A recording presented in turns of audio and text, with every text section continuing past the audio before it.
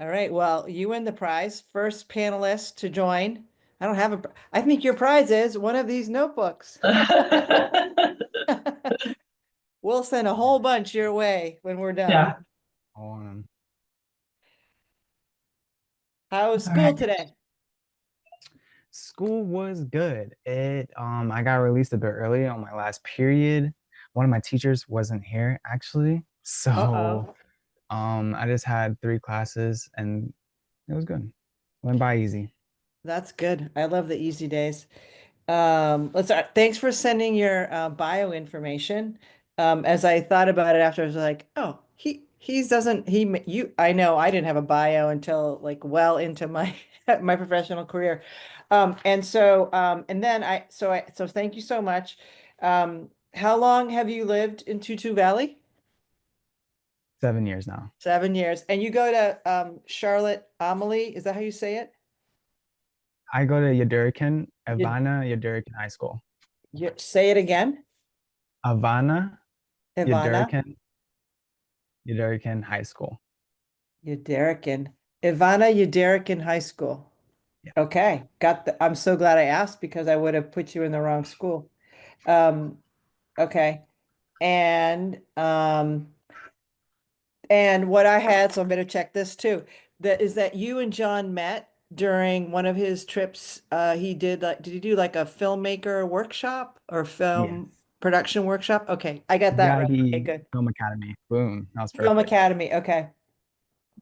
Um, Film Academy. That's cool. That must have been, how many people were in that Film Academy? 9, 10 people.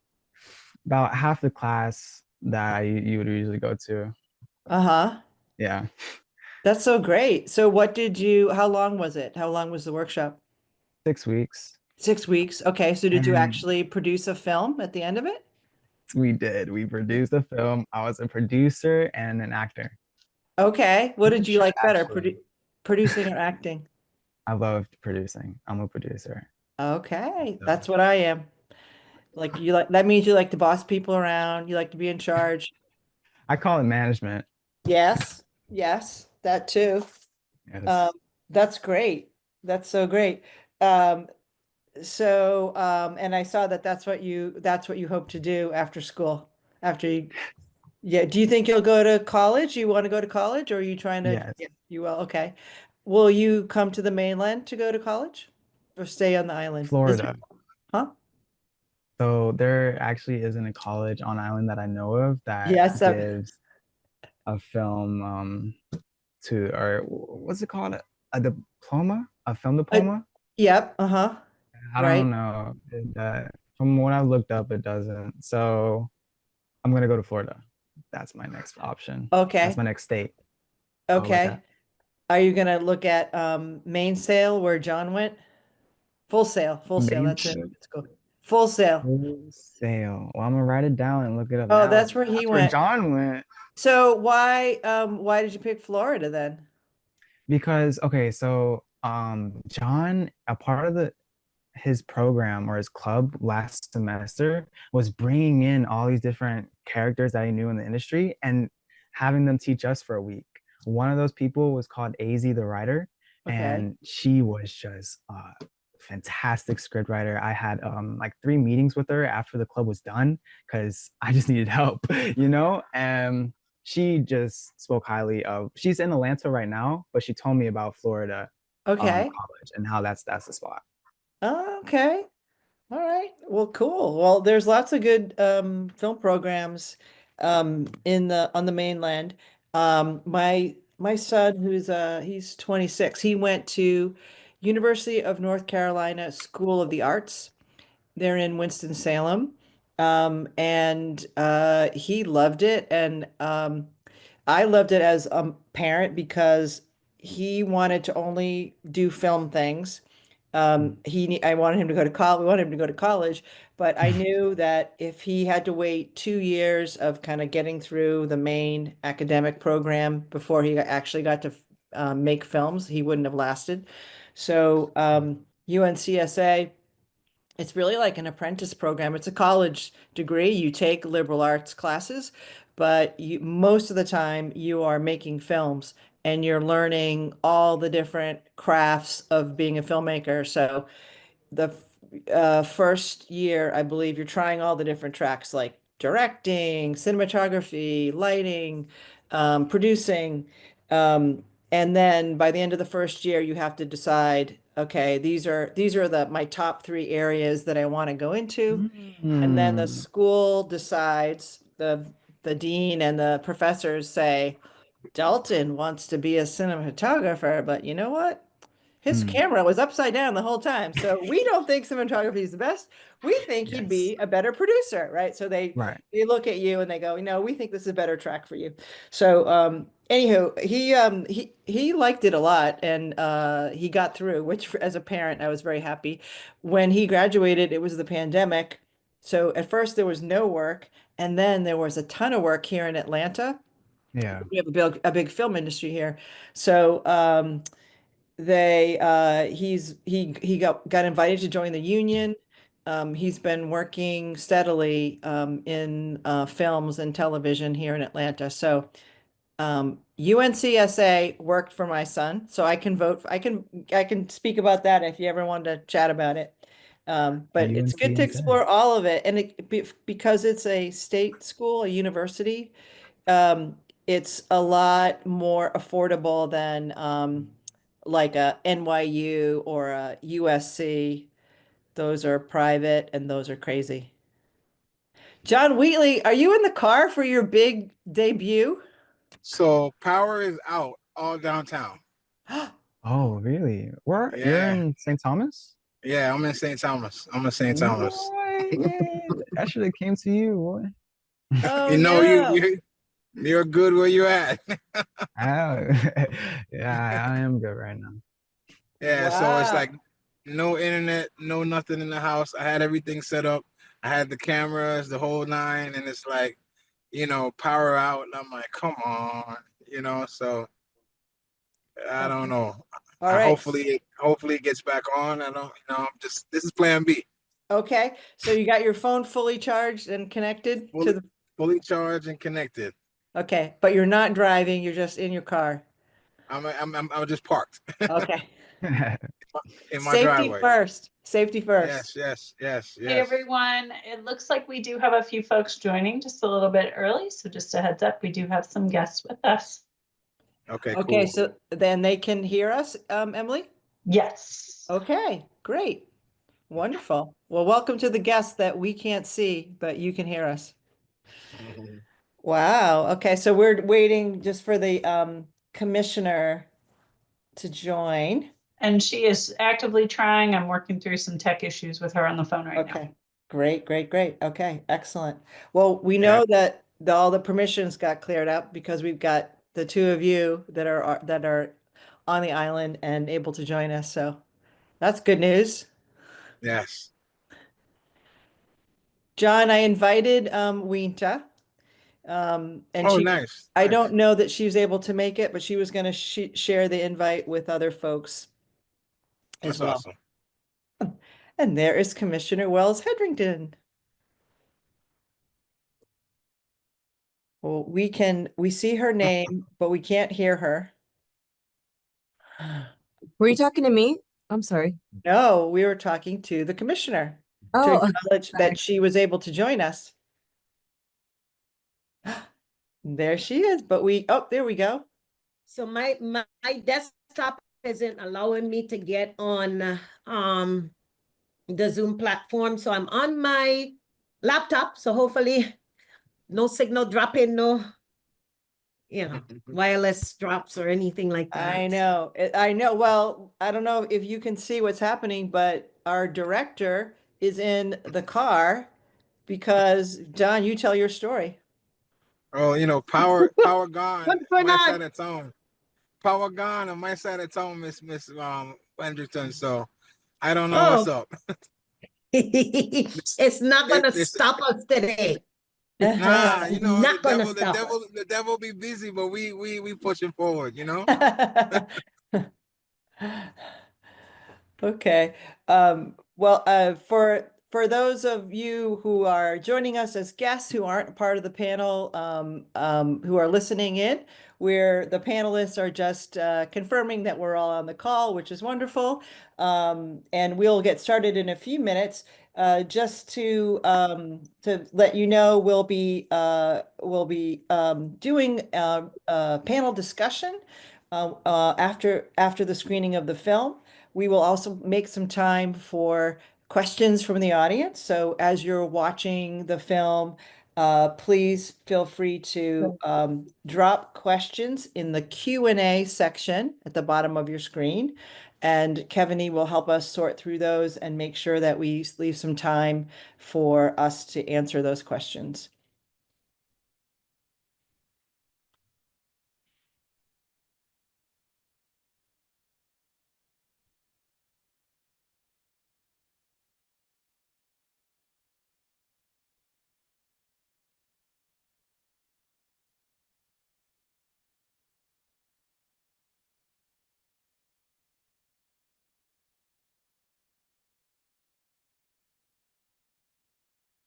Also for our panelists, when we get started with the film, if you want to go off camera to watch the film, feel free. We'll just ask you to turn your camera back on once it's over.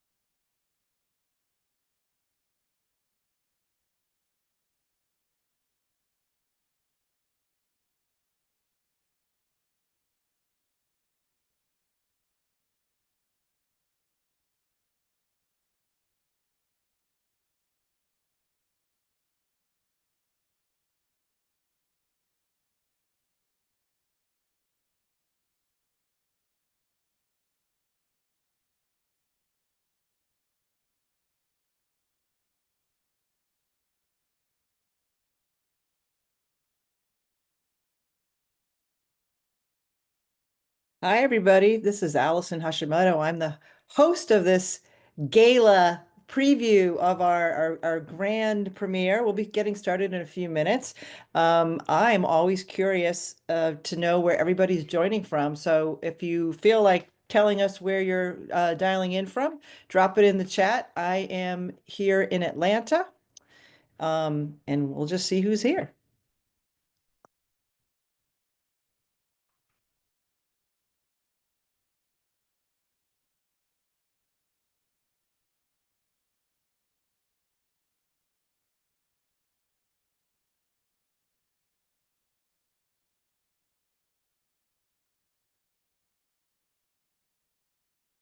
Everybody wants to be anonymous, I guess.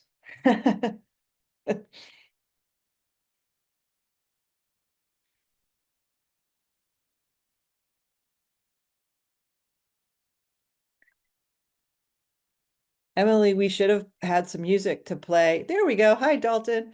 We should have asked Dalton or Commissioner Wells Hedrington to give us some music to play in the background as we were waiting. We really weren't thinking. Dalton, what's on your Spotify? What you got? Anything? I have to look. It's okay. Who are there any local artists that you're fans of? Do you follow?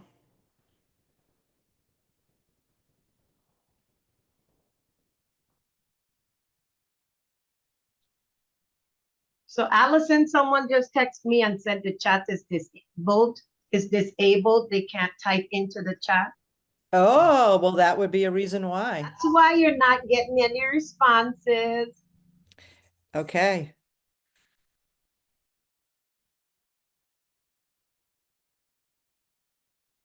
Stand by, everybody.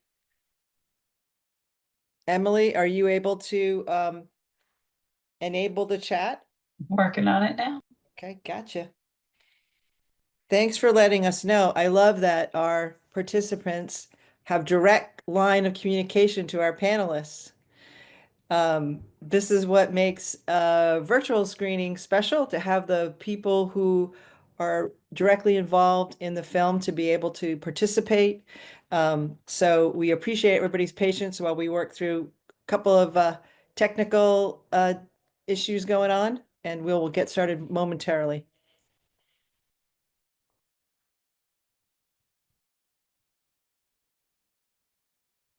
Oh, John, you made it to a room.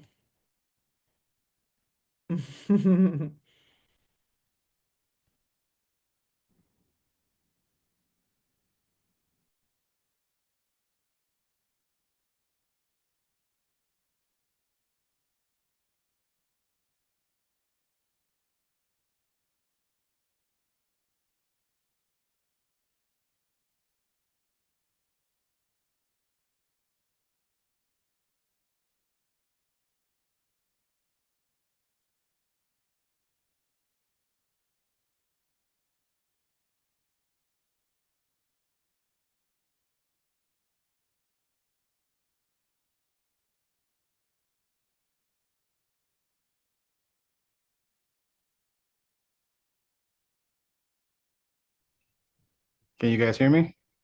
Yes, we can hear you, John. Awesome, awesome. Sorry about that. No worries at all. Came Well, running back inside from the car. While Emily's working on the chat, I can see the names of the participants, so I can give a personal welcome to everybody. Welcome, Elisa. Welcome, Azalea. Welcome, Cairo, Danelle, Firefly's note taker. We'll get a little AI working on this one. Welcome to Gabrielle, Gary, Joanne, Marcia, Noel, Simona, William, and Yvette.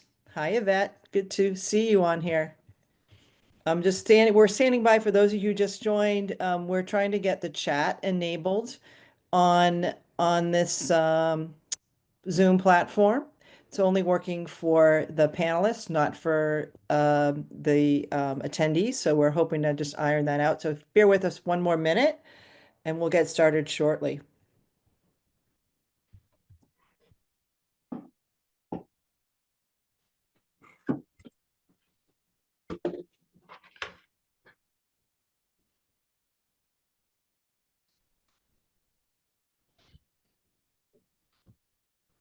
Hey, Emily, maybe we should ask if the Q&A is working. Maybe we could It is and work. It how- is working. One of the attendees just tried it out. okay. So Emily, do you want to maybe we get started? And if people have comments for now, we put it in the Q&A. Does that sound like a good idea? And if we get the chat working, great. Or would you rather have me wait? I think I'm going to take that as my cue that you want to get started. Okay. Thank you, everybody, for bearing with us. Hi, I am Allison Hashimoto. I am the SVP of Video at WABE here in Atlanta. And we welcome you to this special virtual screening of What the Storms Taught Us, the aftermath of Hurricanes Irma and Maria.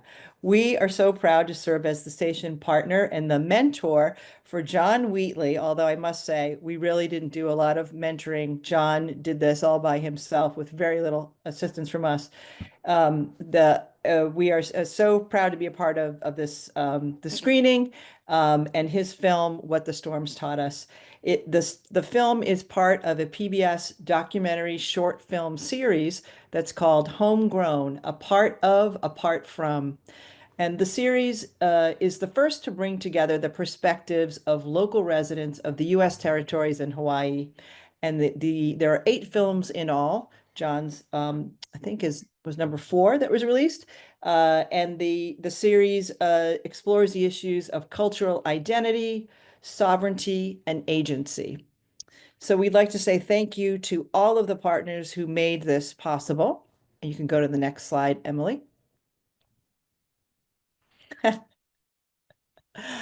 Oh, that's it. Well, the next slide, this is the series Homegrown.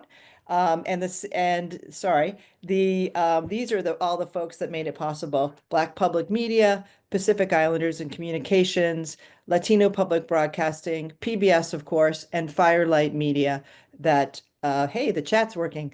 Firelight Media who pulled this all together. And Firelight Media was the group that worked with John Wheatley on his film. So as I mentioned, tonight's film is called What the Storms Taught Us. It examines the state of public schools in the U.S. Virgin Islands 7 years after back-to-back Category 5 hurricanes made landfall. I've mentioned him several times. I'm going to introduce you now officially to our director, John P. Wheatley. Look at that great photo. I love that photo of you, John. John is joining us tonight from the U.S. Virgin Islands.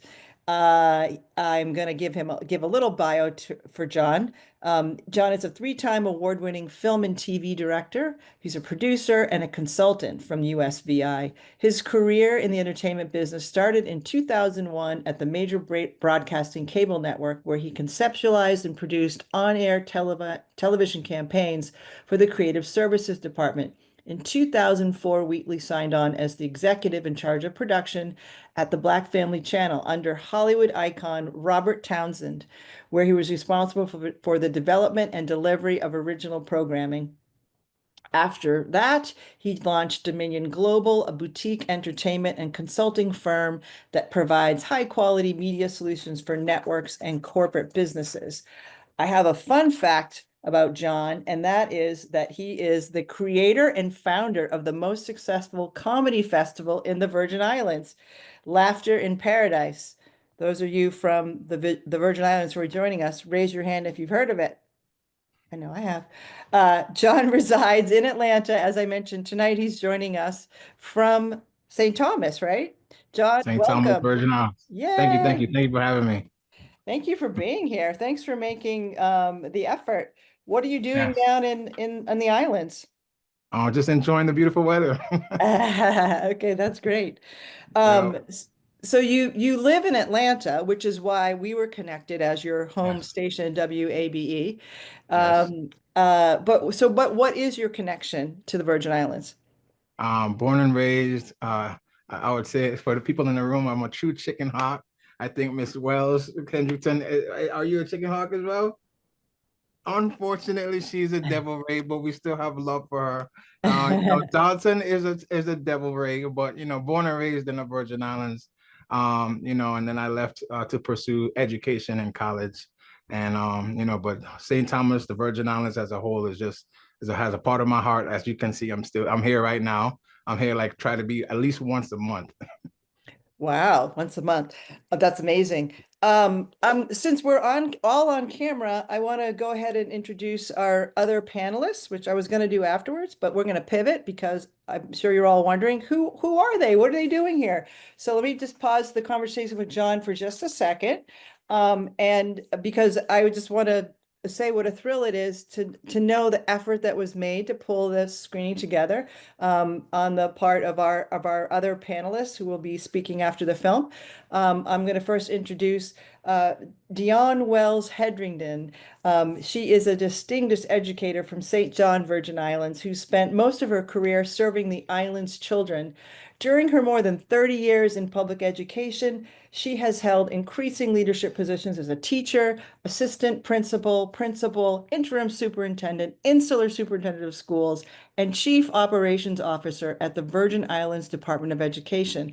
Presently, Dr. Wells Hedrington serves as the Commissioner of Education, and you will see her very prominently in the film as a passionate spokesperson, not only for the education system, but also for the children. And so I'm so grateful for you being able to be here tonight, Dr. Wells Hedrington. And our other panelist that you'll be hearing from shortly is Dalton George. 16-year-old Dalton George was born in Birmingham, Alabama, but he's lived in Tutu Valley in St. Thomas for about 7 years. He's in the 10th grade at I'm going to blow it. Yederinken High School. Did I say it right? Ivana Uderic in high school.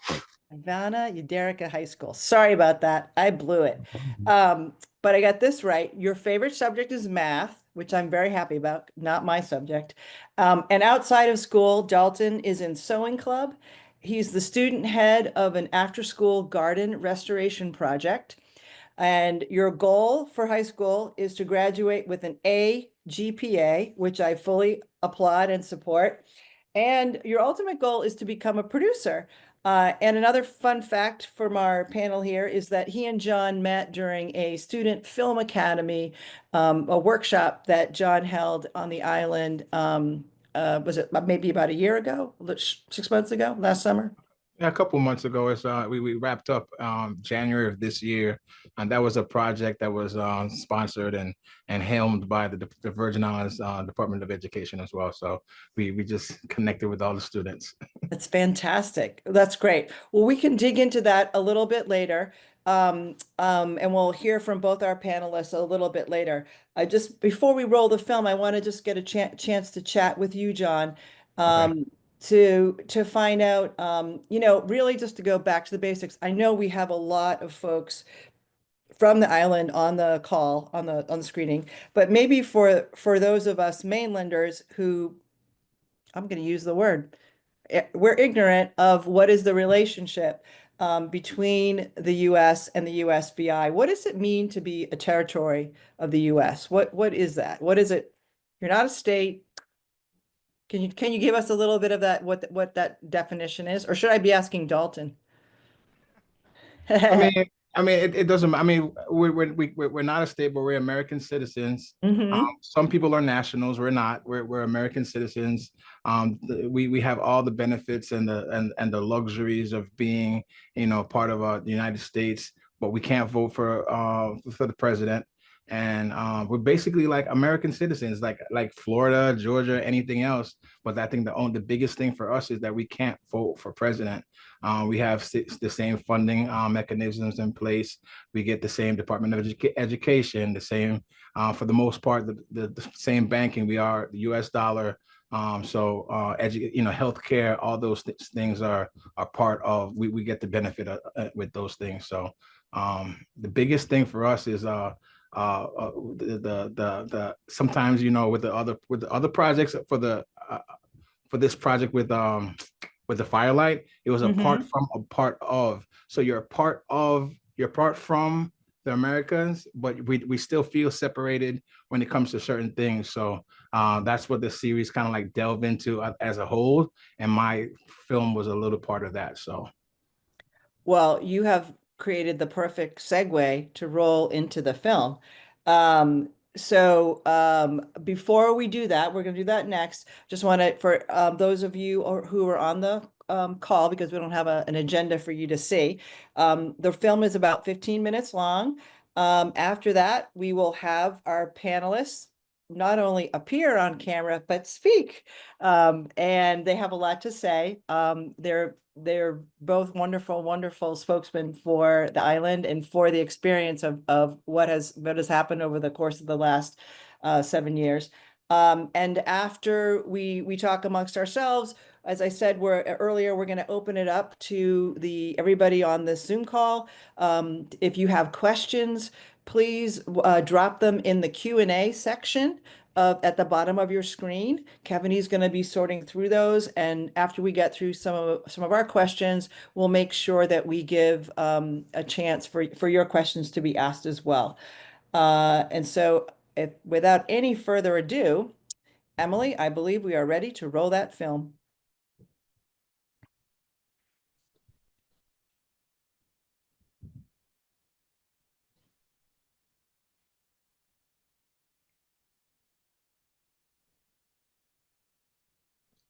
I don't think we're hearing the sound.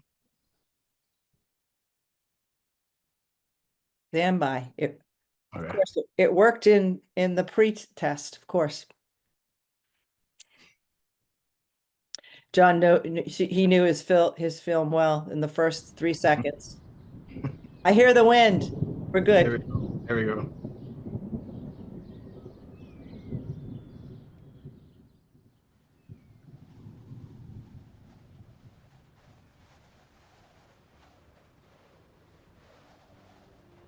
September 2017 turned our lives upside down. The storms hit, devastated our community. It was like, how do we get back to normalcy for these children as soon as possible? Because at the end of the day, you want to make sure that the children are getting what they need. Middle school had to move where the elementary students were, and the elementary students eventually had to move to a temporary building like this, modulars, on the same school grounds. So it was a constant move for us. We can't use our track the way we used to. We have to use facilities outside of the school. And it's really frustrating knowing that we are in modulars so long after the hurricanes. They need to build back our schools. Education leadership, VID leadership team is in charge. They have failed our children, all of them, and there are many of them. The message that I get from the administration is that it takes a long time. It takes time for the funds to be released, or there's a lot of red tape, but I mean, how long does it really take? It's been since 2017. It's a long time. Am I concerned? No. I believe that these schools will be built. Public education in this territory will never look the same.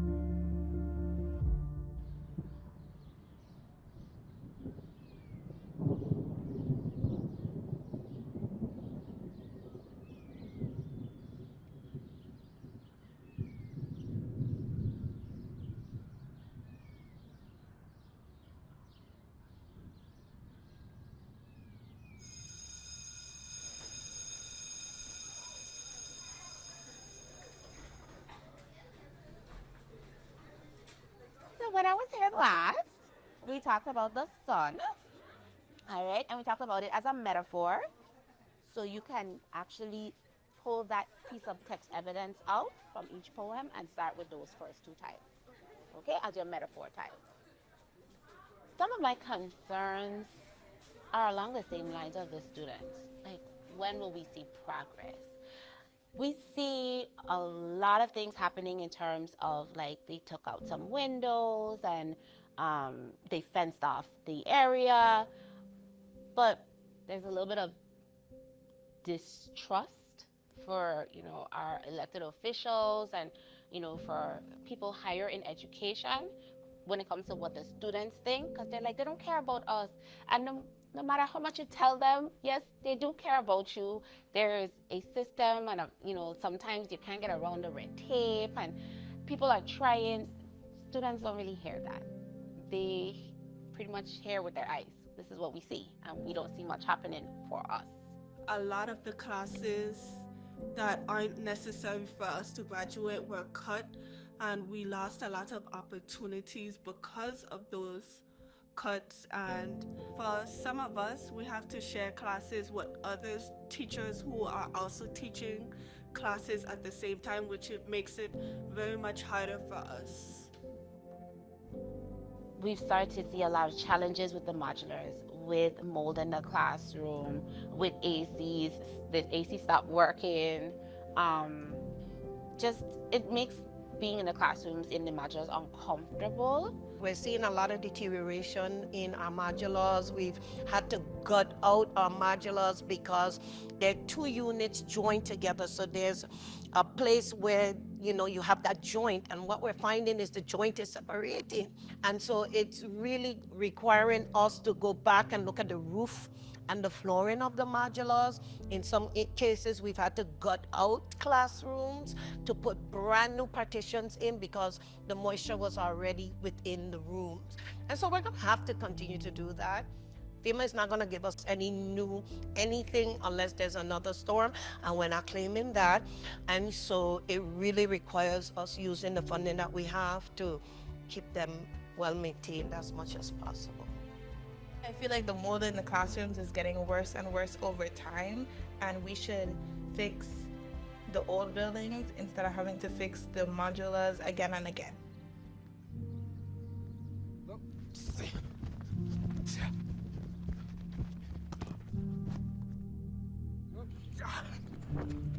I feel like we have a lot of talent, especially in athletes in the VI, but because we don't have the right equipment, they can't really showcase their talent. And if they can't showcase the talent, how could they get to the next level to where they really shine? Ready, go.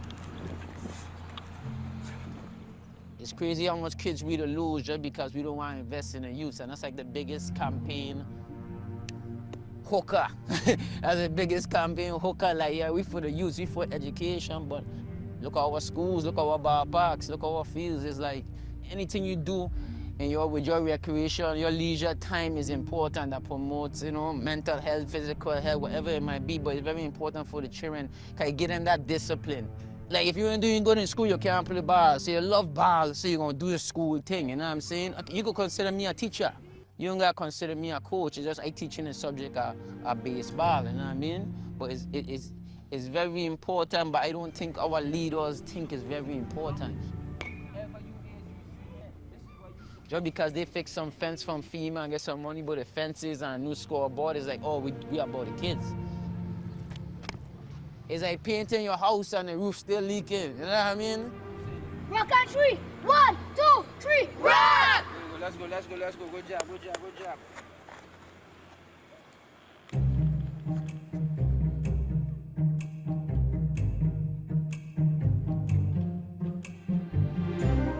And this school we file a grievance on, many schools, because of the working conditions. The temperature is unbearable for our members. There are times when the schools have to shut down because there is no electricity. There's no electricity, so all of this is impacting instruction. No justice, no peace. No justice, no peace. No justice, no peace. The teacher had a protest. Students protested. The community parents came out. If you elect me to serve, I'm going to serve my people. I'm going to try to do as much as I can, given the power I have, to make it happen. And I backed those teachers when they went out, and the paraprofessionals and support staff. I backed them because they had enough. They had enough.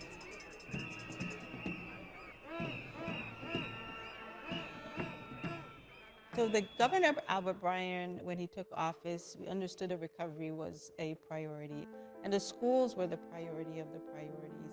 And we're immediately engaged with FEMA in discussing the damages for the schools and understanding the benefits that were being provided to the territory.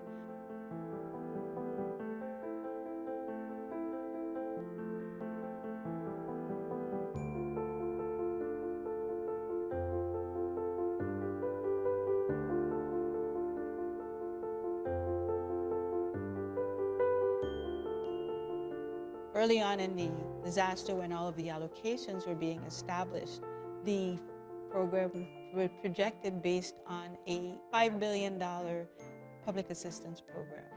And we sort of set aside close to $500 million to be able to meet the match. We're now looking at potentially $15 billion, which the territory really does not have the resources to be able to meet. The money is not here. It's not sitting in the government's coffers. So we have been talking with FEMA on waiving the match for the Virgin Islands.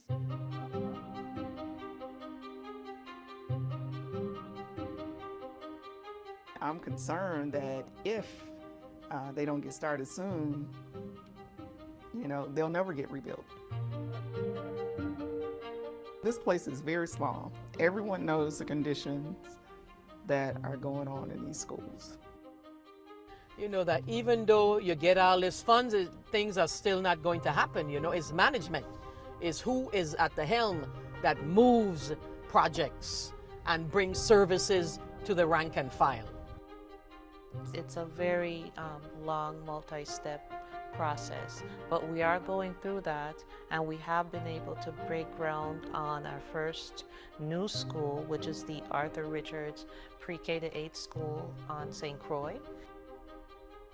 We have been accused of having this Louis Vuitton vision for the Department of Education. Literally, that was said. And I said, yeah, I do have a Louis Vuitton vision for the Department of Education, because our children are not less than any child on the mainland, and our children deserve the best. Having experienced firsthand the types of schools that are being built for students throughout the United States, being a Virgin Islander, I cannot build less. I just can't. Because the schools we build today, students will be sitting in these campuses in 2044. They'll be sitting in those campuses in 2064. We have to be very clear of how we're dealing with crises. And it's been a learning experience for GVI, the government of the Virgin Islands, as well as the FEMA officials in dealing with the territory and the magnitude of devastation that we have. My biggest hurdle in this process is patience. This process is teaching me patience. There are so many agencies and people involved in the process. Everybody has to do their due diligence, and I just have to be patient until money falls into place, and I don't control that. So this is where we are.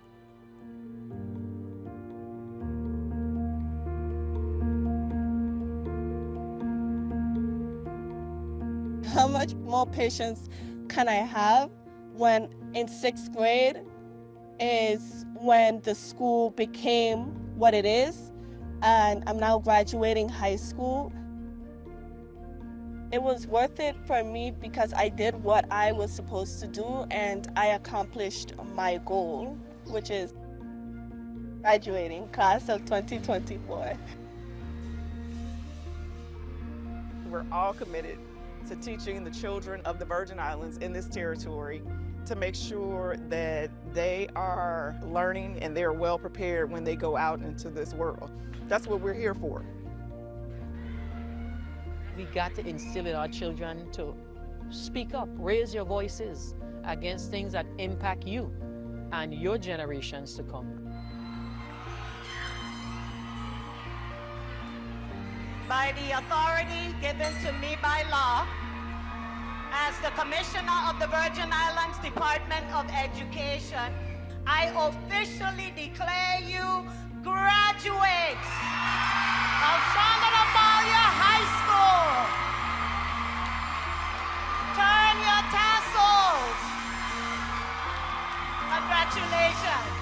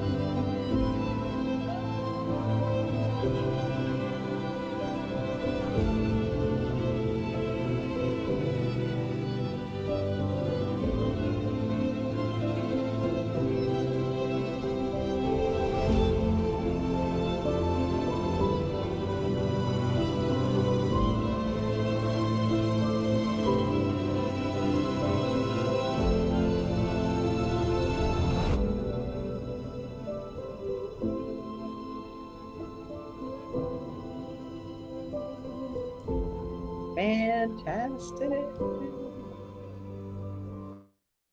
Now, this is the only downside of being virtual is that if we were in a beautiful auditorium, there would be thunderous applause. There would be great ovation. So it's only me that you can hear, John, but just know that, I see some nice stuff in the chat. such a beautiful film. I want to take you back, John, 7 years ago. Where were you when the storms happened? Were you on the island or were you on the mainland? I was on the mainland 7 years ago when the storms happened. I was filming a project for BET. I think we was at Tyler Perry Studios. So it's kind of like, I'm trying to focus on the job. And, I already know that, devastation kind of ripped through the place. So it was kind of tough, and a lot of people on set, they kind of saw like, I was a little emotional because you. Know what happened, There was no communication. Like my mom lived here, my uncle lived here. He could fend for himself, but how boys on their mama, And so I was really, really worried for my mom, especially. And then I got a phone call, like I think 2.5 days later. And that kind of like I was relaxed after that. Mm-hmm. And then I just went into like mode to try to see how can I get down there to help. Mm-hmm. Mm-hmm. Well, I think that your film in some ways is a way to help. Why did you want to make this film? Because I saw the need, and my passion is in education as well. I went to college to be in education, and so that was before the minor was the film thing. And so I always wanted to be a teacher because I saw good teachers, that had an impact on me, like Denise Humphrey, Miss Francis. There was a lot of good teachers in the public school system in the Virgin Islands, and they make a difference. And I was like, some people wrote me off. Some teachers wrote me off and kind of like pushed me aside. But it was the ones that was like, no, come over here, and they encouraged me and they stuck by me. And that's what they're supposed to do as adults. We're supposed to like embrace kids, even if they're going astray or whatever. I just felt like, that was very impactful for me. So I wanted to be in education. So when I saw that there was a need for the schools and the teachers and the administrations and administrators, I was like, I want to help as much as I can. And I do film. So yes. I tried to help tell the story, to try to just bring some awareness for them, to see how I can help them get things needed and push through. Sometimes you got to make a little noise and rattle the can to get attention towards it from maybe a federal level, a national level, so they could, hey man, these people need help, these schools need help. Maybe they need to like reevaluate and rethink the red tape and the hurdles that they have to go through to get things done. So I'm from the outside, so I can make noise on their behalf. Because a lot of times you don't want to make noise to the people that you're looking for help, so they can't sometimes do what they need to do. So I felt like I wanted to lend my creativity and myself to them to help the community. That's great. Dalton, tell us a little bit about what it is like, what it's been like to go to school for 7 years in those modular classrooms. It has been functional for the most part. There's AC, there's ventilation, and everyone has to attend those classes, and the teachers are in there to teach, so it works. I think what's happening right now is their strive of being temporary fixes are starting to falter. They're starting to fail. The ACs are starting to fail. They're starting to mold, and there's visual deterioration now outside of the modulars. So right now, I think it's a bit unpleasant. I'd like to see my school rebuilt. Yeah. Dr. Wells Hedrington, 7 years is a long time, and you have had to fight that fight for 7 years. Why do you think it has taken so long? So I share the same sentiments, and for me, I think I'm in a unique position because of the different levels that I've served in. When the storms hit back in 2017, I was the Insular Superintendent of the St. Thomas St. John District. And so it was a matter of us having to get back into the damaged facilities, trying to see what we could recover, being introduced to the people from FEMA, who would be working with us on the process of getting the funding for the temporary modulars that we are currently still using. And that process in itself took us about a year of back and forth with FEMA on the assessments of the damages inside our facilities. When 2019 and we had this shift in administration, I became the Chief Operations Officer. And so I was responsible for sitting with Ms. Cowwood, who mentioned that the greatest lesson she learned was patience. I'm telling you, you require patience. And when you're from the islands and you know the conditions and you've seen the devastation, you know, your initial reaction is like, we need this money now. We need this money today. But it doesn't happen like that. There is a process. And so the FEMA negotiations for the permanent work took us almost 2.5 years to come to our first obligation, which is the first school that you seen being built in St. Croix, which is the Arthur Richards pre-K to 8 school. And I need to clear the air. I am mad or disappointed that it couldn't go faster than it did. But I'm also very grateful that we didn't rush the process. And I'll give you a case in point. When we had the first meeting with the obligations for the new Arthur Richards in St. Croix, the initial amount that FEMA offered us was $87 million. So imagine, people don't know how to build. We think, I'm an educator, so $87 million, oh, that sounds okay. I think we could get this thing done. And then we started going through the fine print and what it is that we were agreeing to, and it didn't add up. And so we said, no, we're not going to sign that. We need to go back to the drawing board. We need to sit down and negotiate some of these prices because this is not going to fit what we need to see in our schools locally. So this was back and forth with FEMA until we were able to get to $240 million. So imagine if we had settled for the $87 million, we would have missed out on the opportunity to correct and be able to get more money into the territory. And that school set the precedence for all the other schools. So we were able to recoup about $3.3 billion to rebuild the territory.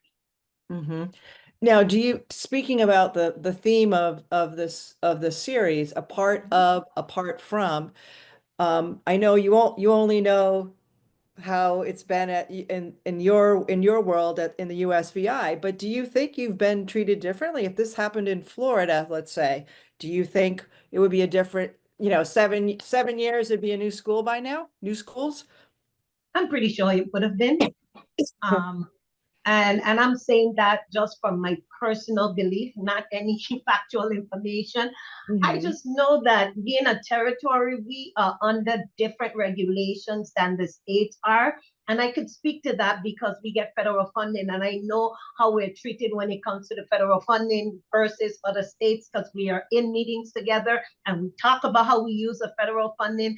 And when I hear certain things, I'm like, well, we're told that we couldn't do that. So there is some discrepancies in the the oversight that happens in the territories. And so, yes, I think schools would have been built because one, I think they would have responded a lot quicker. Two, resources are much more accessible in the United States than they are, in the territory. Everything has to be shipped here. And so even to the building process takes longer for us here in the territories. Your office shared with us a couple of videos. I'm going to ask Emily to roll a little video so people can see that there has been a little bit of progress made. Emily, go ahead and roll that when you get a moment here. The future of education in the Virgin. Oh, we had audio and then it went away. Stand by.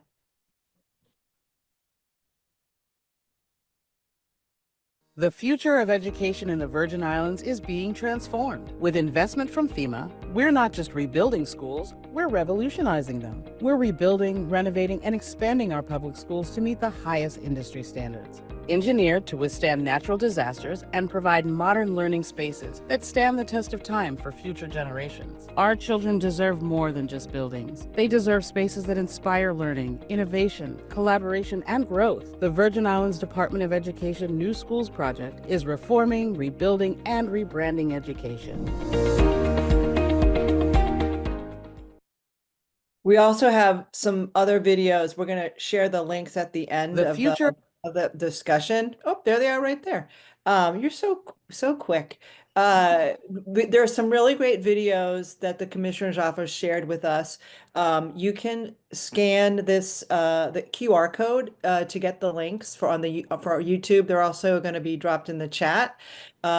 They are, one of them shows a time lapse of the school clearing out the land and starting to build the schools, and another one talks about the history of the build, the history of the school system, excuse me, past, present, future, and it ends with a beautiful fly through where you can see what these schools are going to look like at the end, and it's really, really impressive. So I hope as a bonus feature to this screening, everybody will go over to those YouTube locations after just a few more minutes that we'll be here. Don't do it now because we still have some more chatting to do. Commissioner, maybe people can watch those on their own, but do you want to give us a little update? Because John had to, as part of the film production, you have to stop, but time marches on and actually progress has been happening. So maybe give us some good news about construction. Yeah. So we have some good news here in the territory. Like I mentioned, we have $3.3 billion to do modernizations and new builds across the territory. Our first school is being built in St. Croix. It's Arthur Richards Pre-K to 8. That school is slated to open August of 2026. I am super excited about that. We started the demolition of Charlotte Amalia High School buildings A, B, and C. Once that demolition is finished, contractors will begin to build back the academic buildings. We kind of have to switch the campus up a little bit because we don't have swing space for our students. So we're going to have to swing them into the new buildings to demo the rest of the campus, but we're being creative with it. Our first $1 billion bundle has been procured and the contractor is on ground, and that includes rebuilding Ivana Durkin High School, Dalton. It also includes rebuilding the E. Benjamin Oliver School, Jane E. Tuitt, the administrative building in St. Thomas, and of course we have BCB modernization. And then our last school that we have to put out in St. Thomas is the Ulla F. Muller Elementary School, which is going to be a rebuild as well. And Lockhart is in that $1 billion bundle. On St. John, we are finalizing our contract for the new Julius E. Sproul School on St. John. And our $1 billion bundle is getting ready to be solicited for the St. Croix district, which will include 4 schools. And Central High School is already procured, and they're getting ready to start construction and finishing the design on the new Central High School. So we're excited at the department. I know that it has taken a long time, and I know that we're not in a good position. We're going to do all that we can to just rehab our buildings as we build these new facilities, but now we will have learning spaces that are conducive to learning experiences that our children deserve and that our teachers and our staff should be working in. So it's a great day at VID. Yes.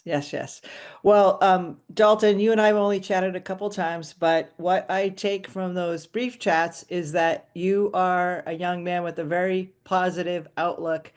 But hearing about the school that's going to be opened after you graduated, how do you feel about that? How do you have mixed feelings about it? I'm beyond excited. I just think of my kids. St. Thomas is my home, and I'm ready for the next generation to have a space where they're inspired to learn. And I want the teachers to be good for my kids. That's my only thing. I told you he's a great young man with a very optimistic outlook. we're going to go to Q&A from the audience in a few minutes. But I wanted to ask this one question to all our panelists before I open it up to everybody else. And that is the name of the film, What the Storms Taught Us. So John, do you want to go first? What do you think the storms taught us? For me personally, I've never been involved with like government, procurement and all that stuff before, so I didn't know how it worked, right? So, but for what it taught me was like, if it, especially in a time of like emergency, it taught me that there needs to be a more streamlined approach to get help and funding to where it needs to go, just without, like I said earlier, without the red tape. That's something that's like, seconds count, days count, weeks count, months count.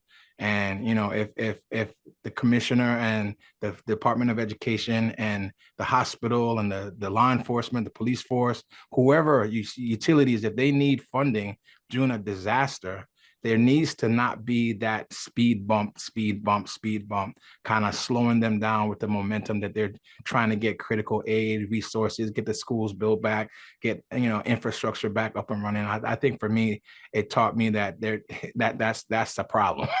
That I think that's something that we should talk about as a whole. Not blaming anybody, but maybe sometimes when you're so high, you don't really see what's happening on the ground level. And those things really are important for our community. Dalton, would you like to go next? What do you think the lesson is? What did the storms teach us? I think it teaches us determination. I'm going to tell a personal story of my dad. I was in Birmingham when Hurricane Maria and Irma hit. And in this house that I'm in right now, my grandparents' home, the roof was blown away. And my dad, boarded the first flight he could to come down here and to rebuild the roof and to move his family that he had in the States down here. And I think the lesson we could take from that is grit, determination, and to do better for not only ourselves, but for the ones around us and for the ones, he loved his family, so he did for them. And I think if we love our community, we'll do for them as well. That's beautiful. Commissioner Wells Hedrington, would you like to follow that up? Sorry, I made you follow up that beautiful answer from Dalton. From the both of them. Both of them, yes, yes. So the storms have taught me the importance of resilience. And we are a very resilient community. We know how to rally around each other in times of crisis. We know how to support each other. We know how to fend when there's limited resources available.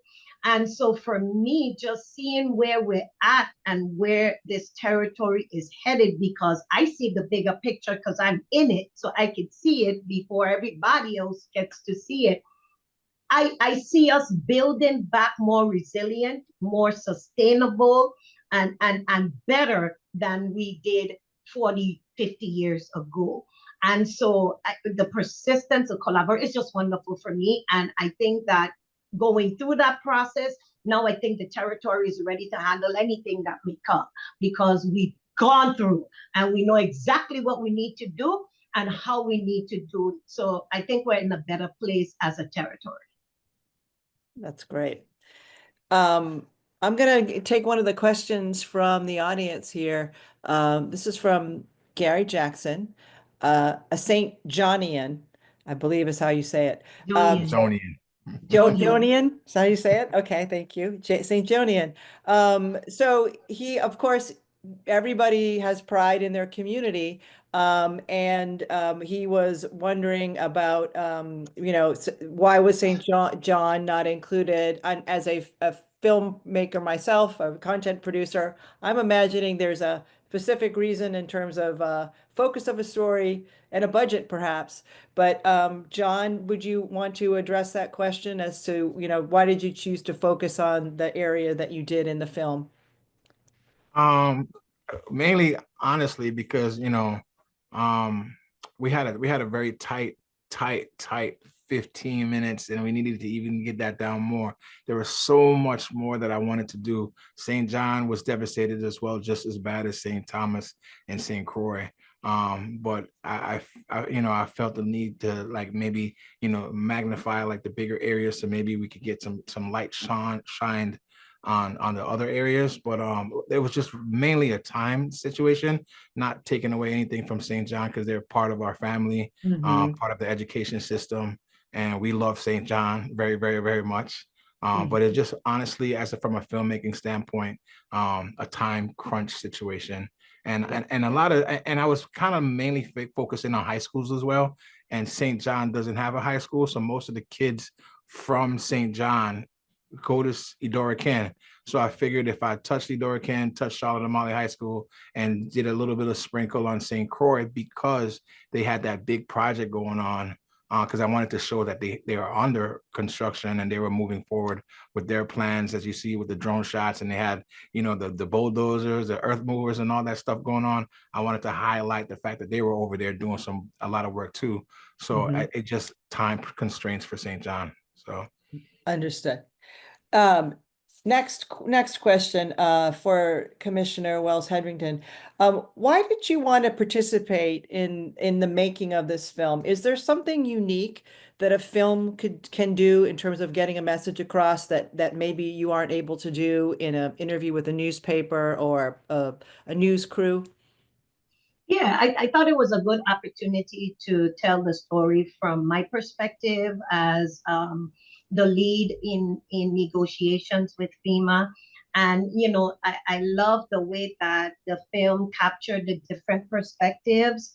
And so it really just tells the story of how we have been resilient after the two storms and how we're progressing. So I enjoyed it, and I really thank you, John, for the opportunity to do it and to be able to come back 2 years later and talk about some of the successes that we have experienced is wonderful for the Department of Education. So I just wanted to tell my story. That's great. And I want to say this, I saw the aerial pictures, and I live kind of close to Charlotte Amalie High School. I really was like happy. You're sad to see it go, but I was really, really happy to see that they were knocking the buildings down. And I was like, go, Dion, go Commissioner Wells. Then, so I was really, really excited to see that. And like I said, that school's been there. It's been there for a long time. It's historic. My grandmother taught there for 30 years. She's an educator. So it was like, it's Charlotte Amalie High School. That's what we know, right? But to see something new coming, that was also exciting too, And let me just say this, John, just the experience with just getting the permit to demolish Charlotte Amalie High School was a task in itself. We had to do asbestos abatement. We had to do lead abatement. We had to get a clean letter from DPNR, Department of Planning and Natural Resources. When we thought we were finished, then we were told that because back in the day, it was Estate Thomas and a slave area, we had to get an archaeologist on site to be present during the dig. And just like you said, we had to procure the services of an archaeologist to come to the territory to be present for the demolition. So while people, don't see movement right away, there's a lot of stuff in between that has to take place before you get that full go ahead to take buildings down. I think we have time for one more question, which I'm going to choose from the pool of questions here. And that's around mental health. What a traumatic experience for people on the island to experience the storms, but then to really have to live with the impact, particularly as students and educators for the last 7 years. So, maybe Dalton, from your perspective, so let's start with you. How do you feel people have been able to cope with it? Has mental health been a topic of discussion among the students, the teachers, your families? Yes, and it's really being surrounded around technology. One word that's really popular right now is dopamine, is kids not being able to pay attention because maybe the teacher isn't as capturing their attention like their phones do. So how does that tie into the hurricanes? I think we did 6 months no power. And then after that, when the infrastructure was built back, when everyone started getting their amenities, the economy is kind of going down right now, but students wise, everyone has phones, everyone has a laptop, everyone can be distracted. So the mental health crisis is underway a little bit for the students simply because there isn't enough, like, I would say, regulation with the time they're on the technologies. The technologies are too accessible now, and I feel like it's hindering the education performance of the students, in my opinion. Mhm. John or Commissioner Wells, would you want to add to that? Have you experienced some of that, those questions around mental health? Definitely. One of the biggest concerns that I've always had is the fact that, when the storms hit, all of our goal was to get our people back into the buildings. How do we start back school? And sometimes you want students to come back to school because you want to establish a sense of normalcy. But then you also have to be realistic. I'm asking teachers to come in who don't have roofs on their homes, who don't have running water, who don't have electricity. And so it required us to be flexible and understanding in that time. We've invested in different initiatives and collaborations with the Department of Health to bring services in. I think on every platform that I get on, I tell my employees, you can go to therapy for free with Cigna, always have an outlet and something where you can take care of your mental health. So that's very, very important to us, and we will continue to offer those types of services to our employees and to our students and families as well. That's such an important message. I think we are just about wrapped for time. So before I do anything else, I want to thank our filmmaker, John Wheatley, for making a beautiful film. I want to thank our panelists, Dalton George, an amazing student who has such great potential and such a great future ahead of him. And I want to thank Commissioner Wells Hedrington for being an outstanding advocate for the people of the U.S. Virgin Islands, for the education system there. You all are wonderful, wonderful spokespeople for your community. Before everybody goes, I want to hear Emily showing you the links. If you want to talk about, being hopeful, go take a look at the fly through of what those schools are going to look like. It's amazing. It'll give you hope and make you feel like, oh my goodness, we are getting to the end of this road. The other thing that I want to tell you about is that in addition to John's film, on the Firelight Media website, you can watch all of the films. You can scan this QR code and you can watch the films there. They're all beautiful, diverse, different films, and you will learn so much. Kevin is also dropping those links in the chat. One more thing. When you got your reminder today about the event, were given a little invitation to get a beautiful notebook. These are micro notebooks with amazing original art that were created by an Atlanta artist, Sean Fahey, who actually is a native of St. Croix. And he watched the film and was inspired by the film and created this original piece of art. And we want all of you to have a copy. So if you didn't already, please send your mailing address, because we have to mail these to you. The link again is in the chat. I want to thank Kevin and Emily from our events team who have been working in the background. As I have said, it's in the chat. Roll the film. Thank you so much for making this a seamless event. And I want to remind everybody that these are the kinds of events that public media does. You won't find them anywhere else. We hope that you'll consider supporting WABE if you don't already. Become a member. listen to our radio show, follow us on YouTube, listen to our journalism. We do really great work here, and we are so proud of WABE, all of our station members. So I want to thank everybody for joining today. Thank you so much. It's been amazing. Applause for everyone. Have a great night. All right. Thank you guys so much. Thank you, Commissioner. Thank you, too. Have a Dalton. great Thank night. you, Allison. Thank Appreciate you you. guys. Thank Thank you. you all. Thank you to the audience who's out there. I can't see Yes. you, but thank you. Yes, there's great stuff in the chat, John, if you weren't able to watch while the panel was going on. So if you want to read through the chat, there's also Okay. some questions in the Q&A that you may, there's some information there for you that it wasn't appropriate for the whole group. So you may want to take a look at that as well and see if there's anything there you can use. Well, we'll be back in touch with a thank you and some of these notebooks to share, because obviously they need to be spread around the island. So thank you all so much. We appreciate you.